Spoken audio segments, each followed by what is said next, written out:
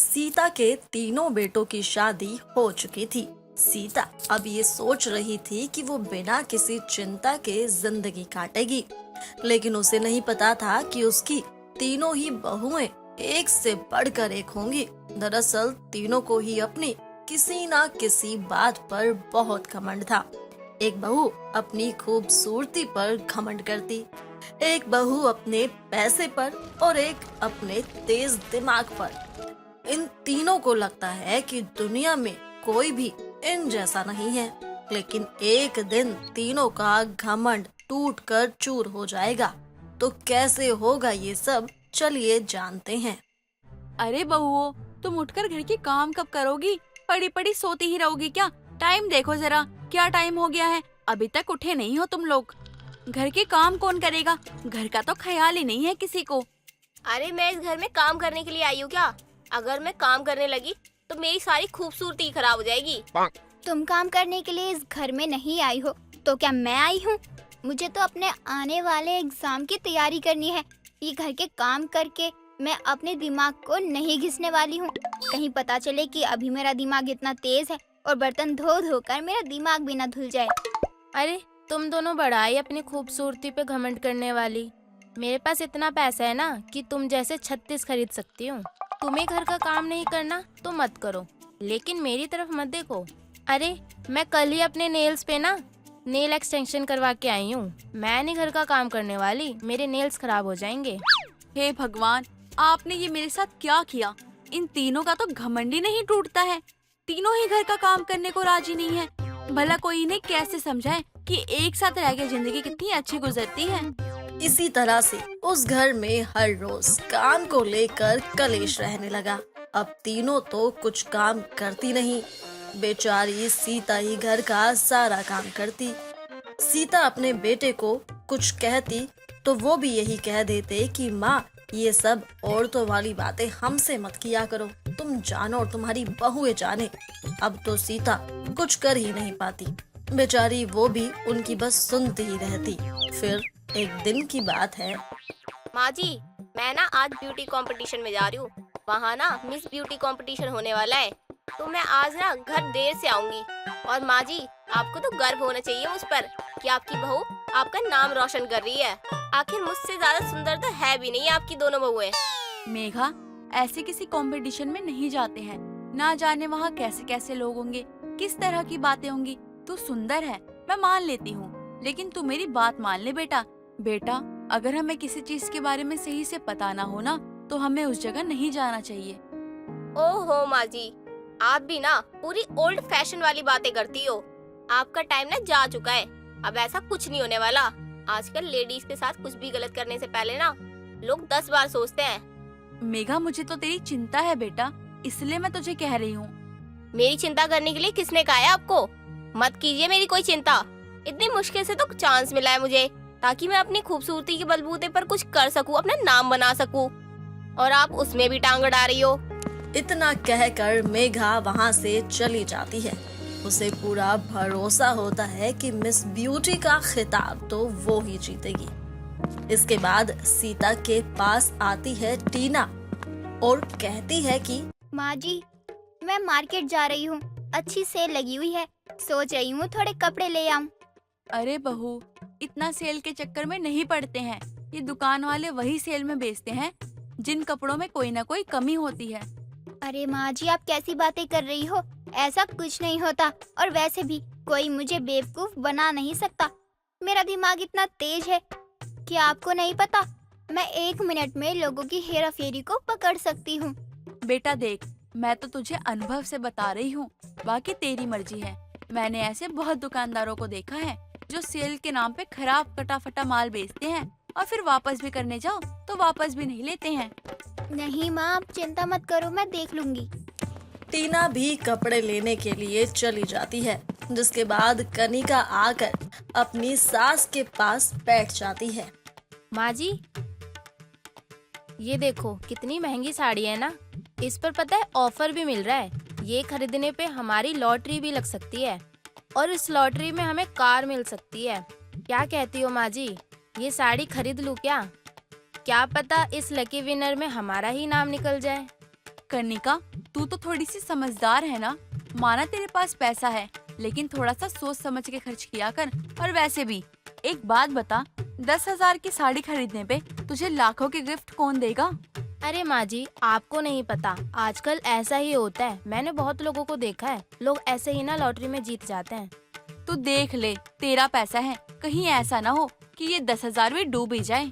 आप चिंता मत करो, मैं ये साड़ी ना ऑर्डर कर रही हूँ। अब सीता अपनी तीनों बहुओं को बहुत समझाती है। तीनों ही अपने अलग अलग काम में लगी होती हैं, लेकिन वो सीता की एक बात नहीं सुनती। वही मेघा जो ब्यूटी कंपटीशन के लिए गई होती है, वो उस जगह पर पहुंचती है जहां का उसे एड्रेस मिला होता है। मुझे लगता है यही वो जगह है, पर मुझे एक बार किसी से पूछ लेना चाहिए।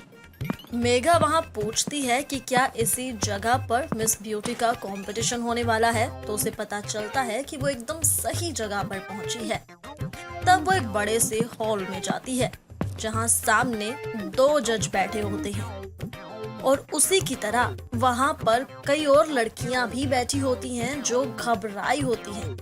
तभी मेघा का नाम पुकारा जाता है। मेघा, आप स्टेज पर आ जाइए। Good morning sir. Good morning. तो मेघा, आप हमें कुछ पोज करके दिखाइए। जी सर। मेघा, आपका कॉन्फिडेंस तो कमाल का है और आप हमें काफी पसंद आई हो। आप वाकई बहुत खूबसूरत हो और आपका फिगर तो कमाल का है। आप वहाँ क्यों खड़ी हैं? आइए हमारे पास बैठिए। मेघा को लगता है कि उन लोगों ने उसे सिलेक्ट कर लिया। मेघा जज के पास रखी हुई एक कुर्सी पर जा बैठती है, लेकिन तभी वो महसूस करती है कि जज का एक हाथ उसके पैर पर होता है। मेघा को लगता है कि ये गलती से हुआ है, तो वो अपना पैर हटा लेती है, लेकिन उसके बाद जज का हाथ उसकी कमर पर होता है, जिसके बाद वो एकदम से उठकर खड़ी हो जाती है। सर ये क्या बदतमीजी है, कर क्या रहे हैं आप? अरे मेघा, शांत। क्या बात हुई? क्या बात हुई?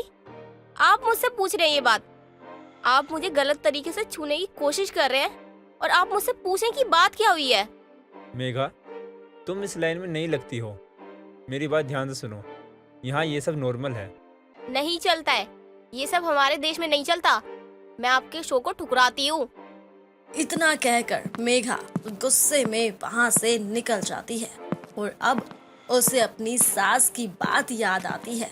वो सीधा अपने घर जाती है, लेकिन किसी को भी इस बारे में नहीं बताती। जब उससे पूछा जाता है कि क्या रहा, तो वो कह देती है कि किसी वजह से ये शो नहीं हो पाया। अभी भी मेघा का घमंड ज्यों का त्यों बना हुआ था। वहीं दूसरी तरफ टीना मार्केट में जाती है। अरे भैया, इतना सस्ता माल, क्या बात है? कोई लॉटरी लगी है क्या जो इतनी महंगी चीजों को इतने सस्ते दामों पर बेच रहे हो? अरे बहन जी, क्या है ना, हम अपने कस्टमरों की खुशी ही देखते हैं और उनका ध्यान रखते हैं, इसलिए ना हम कभी कभी सेल पे सामान बेचते हैं ताकि कस्टमर भी खुश रहे। अच्छा, तो ये बात तो बहुत अच्छी है। आपकी दुकान नई लगती है, अभी खोली है क्या? अरे नहीं बहन जी, ये दुकान तो हमारे दादा परदादा के जमाने की है और ये इस मार्केट में बहुत ज्यादा पुरानी है। आप सामान लीजिए, बातों को छोड़िए। हाँ, मैं सामान लेने ही आई हूँ। इतना कहकर टीना बहुत सारे कपड़े ले लेती है, बहुत सारे ब्यूटी प्रोडक्ट भी खरीद लेती है। वो सोचती है कि इतनी सारी ब्रांडेड चीजें सस्ते में मिल रही है, तो मैं सब कुछ खरीद लेती हूँ। अब भाई वो बहुत कुछ खरीदती है और बिल कराकर घर आ जाती है। उसके हाथ में बहुत सारे शॉपिंग बैग्स होते हैं। अरे टीना, तू तो बहुत सारा सामान ले आई। अरे माँ जी, बस क्या बताऊँ, बहुत अच्छी सेल चल रही थी तो बहुत कुछ ले आई। अब कल से सारा सामान यूज करूँगी। अगली सुबह वो उठती है और जो फेस वॉश वो लाई होती है, वो बहुत खुश होती है कि वो आज अपना सारा नया सामान यूज करेगी। वो फेस वॉश निकालती है, लेकिन ये क्या, उसमें तो थोड़ा सा प्रोडक्ट निकलता है और बाकी सारा का सारा पानी होता है। ये देख वो हैरान हो जाती है। इसके बाद वो जो भी चीज चेक करती है, सब कुछ खराब होता है, एक भी सामान ठीक नहीं होता। वो मार्केट जाती है चेंज कराने के लिए, लेकिन जब वो वहां जाती है तो वो देखती है कि वहां तो बहुत ही भीड़ लगी है। तब वो किसी से पूछती है। भैया, कल यहाँ पर एक दुकान थी, वो अभी खुली नहीं है क्या? अरे बहन जी, क्या बताऊँ आपको। अरे वो जो आदमी था ना दुकानदार, अरे वो एक नंबर का फ्रॉड इंसान था। अरे सस्ते में खराब चीजों को बेचकर भाग गया। क्या वो सब फ्रॉड थे? मैंने तो हजारों का सामान यहाँ से लिया था। मैंने सोचा था कि सब मैं अच्छे से चेंज करा लूंगी।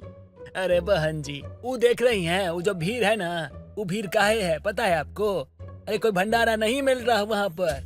अरे इन सब को चूना लगा है, अब सब के सब अपना माथा पीट रहे हैं। टीना अपने माथे पर हाथ रखकर अपनी किस्मत को कोसने लगती है कि ये क्या हुआ उसके साथ। उसे भी अपनी सास की बात याद आती है। पहले ही सीता ने कहा था कि ये सब धोखा देते हैं, लेकिन उसी ने सीता की बात नहीं मानी। अगर उसने मानी होती तो ये सब नहीं होता। उसके तो हजारों रुपए पानी में चले गए। टीना वापस घर आती है, लेकिन वो भी ये बात किसी को नहीं बताती ताकि उसे कोई नीचा ना दिखा पाए। अब बारी आती है छोटी बहू कनिका की। हेलो, कौन बोल रहा है? अच्छा, लकी विनर। क्या मुझे सच में कार मिलेगी? मैम, आपके फोन पे एक OTP आया होगा, जरा वो बता दीजिए। हाँ, अभी बताती हूँ। कनिका अपने फोन पर आया अपना OTP बता देती है और तभी उसके फोन पर एक मैसेज आता है जिसमें लिखा होता है कि उसके अकाउंट से तो बहुत ही सारे पैसे कट चुके हैं। ये देखकर कनिका की आंखें फटी की फटी रह जाती है। उसे यकीन ही नहीं होता कि उसके इतने सारे पैसे किसी ने लूट लिए। उसके साथ तो लाखों का फ्रॉड हो गया, लेकिन वो ये फ्रॉड वाली बात किसी को नहीं बताती।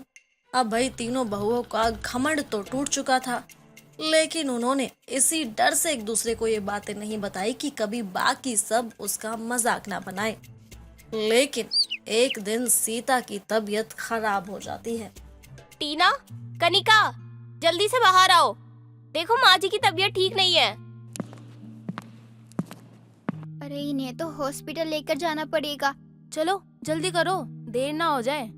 इतना कहकर तीनों ही अपनी सास को सहारा देकर रोड पर ले आती हैं, लेकिन उन्हें वहां ना कोई ऑटो मिलता, ना कोई कैब और ना ही उन्हें कुछ मिलता जिससे कि वो अपनी सास को हॉस्पिटल लेकर जा सके। भाई तीनों परेशान होती हैं, लेकिन तभी मैं एक काम करती हूँ, मैं लिफ्ट मांगने की कोशिश करती हूँ। रुको, मैं ये काम करती हूँ, क्या पता मेरी सुंदरता देखकर कोई गाड़ी रोक दे। मेघा एक गाड़ी वाले को रुकवा लेती है और अपनी सास को वो गाड़ी में बिठाते हुए अंकल से रिक्वेस्ट करती है कि प्लीज वो उन्हें हॉस्पिटल छोड़ दे। तीनों ही अपनी सास को लेकर हॉस्पिटल पहुंचती हैं। डॉक्टर देखिए हमारी माँ जी को क्या हुआ है। अरे मैडम जी, थोड़ा सा थम जाओ, रुक जाओ। अरे कर देता हूँ इलाज, अभी देख लूंगा क्या हुआ इनको। लेकिन अभी जरूरी बात हो रही है हमारे बीच, वो कर लूं पहले, उसके बाद करता हूँ इलाज। हाँ, तुम्हें कहा था। हाँ, मैं कह रहा था आप ये भिंडी विंडी बना के मत लाया करो, मुझे भिंडी अच्छी नहीं लगती। हाँ, कभी छोले बना लो और कभी राजमा, तो कभी कभी आप वो भी बना सकती हो, क्या बोलते हैं उसको, हाँ पनीर की सब्जी। लेकिन हाँ, थोड़ी स्पाइसी कम रखना, क्योंकि आपके पति को तो पाइल्स हो चुका है। मैं डॉक्टर हूँ, मुझे पाइल्स होगा ना तो अच्छा नहीं लगेगा, इसलिए थोड़ा मिर्च कम रखना। डॉक्टर, क्या आपको समझ नहीं आ रहा कि इनकी हालत खराब है? आपकी बातें जरूरी है या पेशेंट? मैंने आपकी ये वीडियो रिकॉर्ड कर ली है। अगर मेरी माँ जी को कुछ भी हुआ तो मैं आपको जेल भेजने में कोई कसर नहीं छोड़ूंगी। अरे मैडम, ऐसा मत कीजिए। ये क्या कर रही हैं आप? अरे तुम लोग मेरा मुंह क्या देख रहे हो, अंदर ले चलो, इनका इलाज करते हैं। और नर्स तुम, अरे तुम्हारे पास काम धंधा नहीं है क्या? खाने में क्या बनाऊं, खाने में क्या बनाऊं? अरे पूछना है तो पति से पूछो ना, मुझसे क्यों पूछती हो? मैं क्या तुम्हारा सैया सुपरस्टार हूँ? अगली बार से मुझसे पूछा ना, नौकरी से निकाल दूंगा। मैडम जी, हम ले जा रहे हैं इनको इलाज करने के लिए, वीडियो डिलीट कर दीजिएगा। हाँ, अबे चलो ना यार, इलाज करेंगे। सीता का इलाज हो जाता है, जिसके बाद बारी आती है हॉस्पिटल के बिल की। अब टीना और मेघा के पास इतने पैसे तो नहीं होते कि वो बिल भर सके। अरे तुम लोग चिंता क्यों करते हो, मेरे पास इतना पैसा है ना कि मैं बिल भर सकती हूँ। अभी जाके मैं बिल भरती हूँ और माँ जी को घर लेके चलते हैं। जिसके बाद वो तीनों ही अपनी सास को लेकर अपने घर आती हैं और अपनी सास के पास बैठी होती है। तीनों की ही शक्ल उतरी हुई होती है अरे बेटा, तुम तीनों उदास क्यों हो? मुझे तो तुम तीनों पे गर्व है कि तुमने किस तरह से मेरी जान बचाई है। मेघा, टीना और कनिका अपने अपने साथ हुए धोखे के बारे में बताती हैं कि कैसे उनके साथ फ्रॉड हुआ। हालांकि वो तीनों ही एक दूसरे के बारे में जानकर हैरान भी होती हैं कि सिर्फ एक के साथ नहीं बल्कि तीनों के साथ अलग अलग तरह से फ्रॉड हुआ है। तब सीता कहती है, वैसे तो मैं इस बात से दुखी हूँ कि तुम तीनों के साथ ऐसा हुआ, लेकिन खुशी इस बात की है कि तुम तीनों में अकल आ गई है। हमें कभी भी किसी पे इतना विश्वास नहीं करना चाहिए और ना ही किसी चीज का घमंड करना चाहिए। तीनों ही अपनी सास की बात से सहमत होती हैं और उसके बाद कभी भी किसी ने भी किसी भी बात का घमंड नहीं दिखाया, बल्कि वो तीनों अब एक दूसरे के साथ खुशी से रहने लगी। घर के सारे काम भी करती और सीता को भी संभालती। सीता अब अपनी तीनों बहुओं के साथ खुशी से रहने लगी। दोस्तों, अगर आपको ये कहानी पसंद आई तो इसे लाइक करें, शेयर करें और कमेंट करके बताएं कि कहानी में आपको सबसे अच्छा क्या लगा।